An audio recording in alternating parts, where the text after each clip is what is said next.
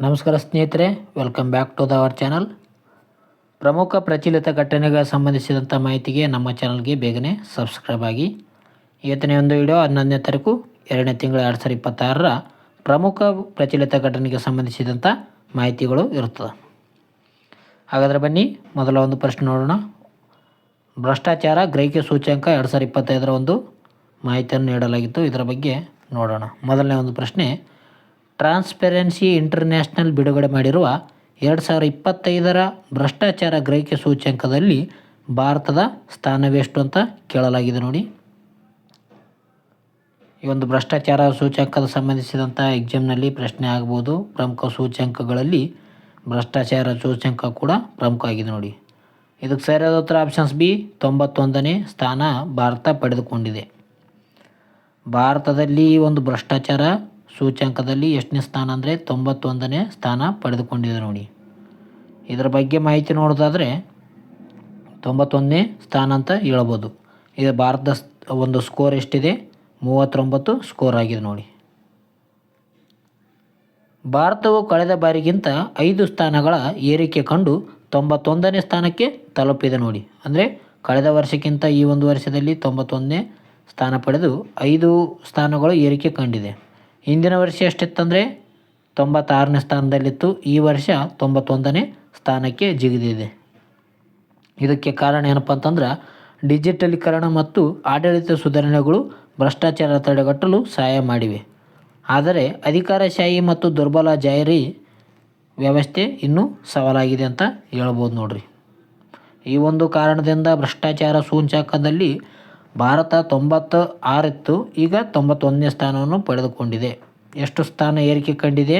5 ಸ್ಥಾನಗಳು ಏರಿಕೆ ಕಂಡಂತಾಗಿದೆ ನೋಡಿ. ಜಾಗತಿಕ ಮಟ್ಟದಲ್ಲಿ ವಿಶ್ವದ ಸರಾಸರಿ ಸ್ಕೋರ್ ಎಷ್ಟಂದರೆ 42 ಕುಸಿದಂತಾಗಿದೆ ನೋಡಿ.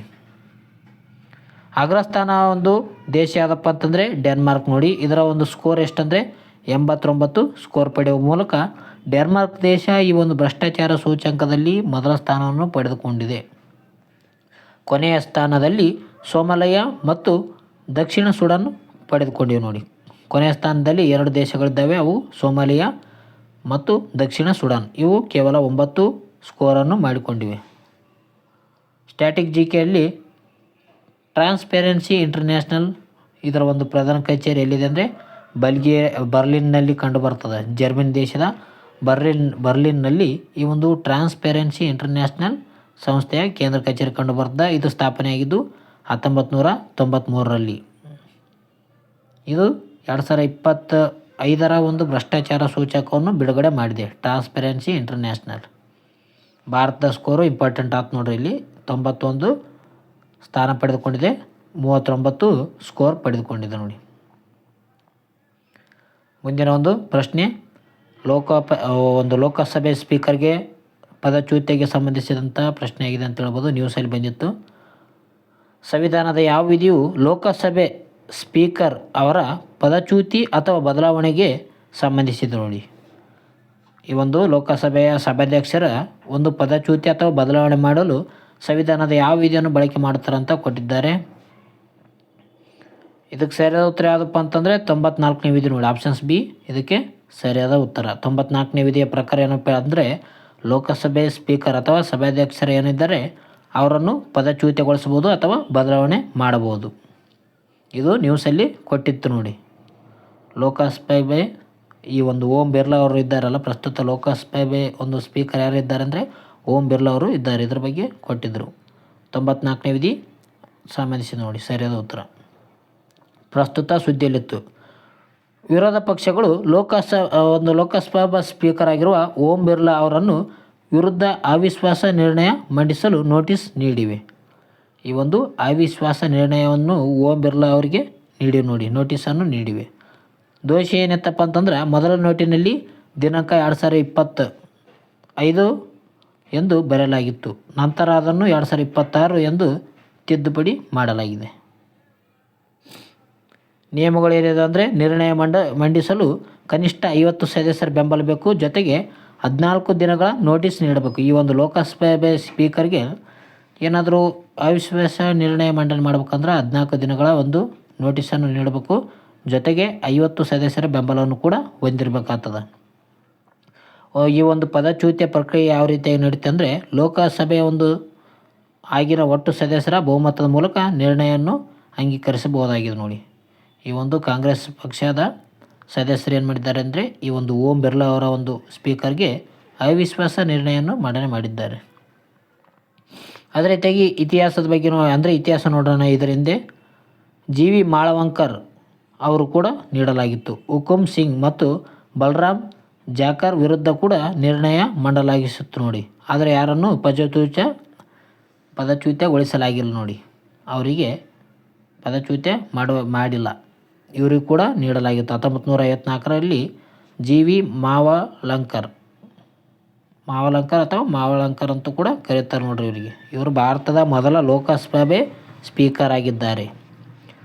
ಇದಕ್ಕೆ ಸಂಬಂಧಿಸಿದಂಥ ವಿಧಿ 93ನೇ ವಿಧಿ ಸ್ಪೀಕರ್ ಮತ್ತು ಡೆಪ್ಯೂಟಿ ಸ್ಪೀಕರ್ನನ್ನು ಆಯ್ಕೆ ಮಾಡಿಕೊಳ್ಳುತ್ತದೆ. 93ನೇ ವಿಧಿ ಸ್ಪೀಕರ್ ಮತ್ತು ಡೆಪ್ಯೂಟಿ ಸ್ಪೀಕರನ್ನು ಆಯ್ಕೆ ಮಾಡಿಕೊಳ್ಳುತ್ತದೆ. 94ನೇ ವಿಧಿ ಈ ಒಂದು ಲೋಕಸಭೆ ಸ್ಪೀಕರ್ ಪದಚ್ಯುತಿ ಅಥವಾ ಒಂದು ಏನಿದೆ ಕಿತ್ತು ಹಾಕೋದು ಮಾಡಲಾಗುತ್ತೆ ನೋಡ್ರಿ. 94ನೇ ವಿಧಿ ಸಂಬಂಧಿಸಿದೆ. ಮುಂದಿನ ಒಂದು ವಿಷಯಕ್ಕೆ ಹೋಗೋಣ. ಭಾರತದ ಅಮೆರಿಕ ವ್ಯಾಪಾರ ಒಪ್ಪಂದದ ಬಗ್ಗೆ ನೀಡಲಾಗಿತ್ತು ಇವತ್ತಿನ ಸುದ್ದಿಯಲ್ಲಿ. ಇತ್ತೀಚೆಗೆ ಅಮೆರಿಕದ ಅಧ್ಯಕ್ಷ ಡೊನಾಲ್ಡ್ ಟ್ರಂಪ್ ಅವರು ಭಾರತದ ಮೇಲಿಂದ ಎಷ್ಟು 25% ಹೆಚ್ಚುವರಿ ಸುಂಕವನ್ನು ಹಿಂಪಡೆಯಲು ಮುಖ್ಯ ಕಾರಣವೇನು? ಈ ಒಂದು ಅಮೆರಿಕ ದೇಶದ ಅಧ್ಯಕ್ಷ ಡೊನಾಲ್ಡ್ ಟ್ರಂಪ್ ಅವರು ಭಾರತದಿಂದ 25% ಸುಂಕ ಏನು ಮಾಡಿದ್ದಾರೆ ಅಂದರೆ ಹಿಂಪಡೆದಿದ್ದಾರೆ. ಇದಕ್ಕೆ ಮುಖ್ಯ ಕಾರಣ ಏನಂತ ಕೊಟ್ಟಿದ್ದಾರೆ ನೋಡ್ರಿ. ಇದಕ್ಕೆ ಸರಿಯಾದ ಉತ್ತರ ಆಪ್ಷನ್ ಸಿ ಅಂತ ಹೇಳ್ಬೋದು. ಭಾರತವು ರಷ್ಯಾದಿಂದ ತೈಲ ಆಮದು ನಿಲ್ಲಿಸಲು ಒಪ್ಪದ್ದರಿಂದ ಈ ಒಂದು ಒಪ್ಪಂದವನ್ನು ಮಾಡಿಕೊಳ್ಳಲಾಯಿತು. 18%ಕ್ಕೆ ಇಳಿಕೆ ಮಾಡಿದ್ದಾರೆ ಅಮೆರಿಕ ದೇಶದವರು. ಯಾಕೆಂದರೆ ರಷ್ಯಾ ದೇಶದಿಂದ ಭಾರತ ಏನು ಮಾಡಬಾರ್ದು, ತೈಲವನ್ನು ಆಮದು ಮಾಡಿಕೊಳ್ಳಬಾರ್ದು, ಅದನ್ನು ನಿಲ್ಲಿಸಬೇಕೆಂದು ಒಪ್ಪಿದ್ದರಿಂದ ಇದನ್ನು ನೀಡಲಾಗಿದೆ ನೋಡಿ. ಸರಿಯಾದ ಉತ್ತರ ರಷ್ಯಾದಿಂದ ತೈಲ ಆಮದು ನಿಲ್ಲಿಸಲು ಒಪ್ಪಿದ್ದರಿಂದ ಈ ಒಂದು ಒಪ್ಪಂದ ಮಾಡಿಕೊಳ್ಳಲಾಗಿತ್ತು. ಅಮೆರಿಕವು ಆಗಸ್ಟ್ 2025ರಲ್ಲಿ ಭಾರತ ಮೇಲೆ ವಿಧಿಸಿದ್ದ 25% ಹೆಚ್ಚುವರಿ ಸುಂಕವನ್ನು ಹಿಂಪಡೆದಿದೆ. ಶ್ವೇತಭವನ ಆದೇಶದ ಪ್ರಕಾರ ಭಾರತವು ಈ ಒಂದು ರಷ್ಯಾದ ತೈಲ ಆಮದನ್ನು ನಿಲ್ಲಿಸಲು ಮತ್ತು ಅಮೆರಿಕದಿಂದ ಇಂಧನ ಖರೀದಿಸಲು ಬದ್ಧವಾಗಿದೆ ಎಂದು ಹೇಳಲಾಗಿದೆ ನೋಡಿ. ಅಮೆರಿಕ ದೇಶದ ಇಂಧನ ಖರೀದಿ ಮಾಡಬೇಕು, ರಷ್ಯಾ ದೇಶದಿಂದ ಇಂಧನವನ್ನು ಕಡಿಮೆ ಮಾಡಬೇಕು ಅಥವಾ ನಿಲ್ಲಿಸಬೇಕಂತ ಅಮೆರಿಕ ದೇಶ ಹೇಳಿತ್ತು. ಆರ್ಥಿಕ ಪರಿಣಾಮ ಅಂದರೆ ಇದರಿಂದ ಭಾರತೀಯ ರಫ್ತುದಾರರಿಗೆ ಸುಮಾರು 40,000 ಕೋಟಿ ರೂಪಾಯಿ ಲಾಭವಾಗುವ ನಿರೀಕ್ಷೆ ಇದೆ ಅಂತ ಹೇಳ್ಬೋದು. ಇದರಲ್ಲಿ ಅಂದರೆ 4 ಬಿಲಿಯನ್ ಡಾಲರ್ ಅಂತ ಹೇಳ್ಬೋದು ನೋಡಿ. ಅಮೆರಿಕನ್ ಡಾಲರ್ 4 ಬಿಲಿಯನ್ ಇದರಿಂದ ಭಾರತಿಗೆ ಲಾಭವಾಗಲಿದೆ. ಅದೇ ರೀತಿ ಸ್ಟ್ರಾಟಜಿಕಲಿ ಅಮೆರಿಕದ ಅಧ್ಯಕ್ಷರು ಯಾರಿದ್ದಾರೆ ಅಂದರೆ ಡೊನಾಲ್ಡ್ ಟ್ರಂಪ್ ಅವರು ಇದ್ದಾರೆ. ರಕ್ಷಣಾ ಸಹಕಾರವನ್ನು 10 ವರ್ಷಗಳವರೆಗೆ ವಿಸ್ತರಿಸಲು ಬದ್ಧತೆ ನೀಡಲಾಗಿದೆ ನೋಡಿ. ಈ ಒಂದು ಅಮೆರಿಕ ದೇಶದ ಒಂದು ಮಾಹಿತಿ ಕೂಡ ನೀಡಲಾಗಿತ್ತು ನೋಡಿರಿ. ತೈಲ ಆಮದು ನಿಲ್ಲಿಸಲು ಒಪ್ಪಿದ್ದರಿಂದ ಭಾರತ ದೇಶಕ್ಕೆ ಏನು ಮಾಡಿದ್ದಾರೆ ಅಂದರೆ ಅಮೆರಿಕ ದೇಶದವರು 25%ಇಂದ 18%ವರೆಗೂ ಇಳಿಕೆ ಮಾಡಿದ್ದಾರೆ.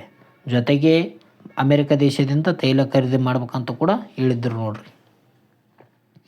ಮುಂದಿನ ಒಂದು ನ್ಯೂಸ್ ನೋಡೋಣ. ಕೃತಕ ಬುದ್ಧಿಮತ್ತೆ ಎಐಗೆ ನಿಯಮಗಳು ಕೂಡ ಬದಲಾವಣೆ ಮಾಡಲಾಗಿದೆ.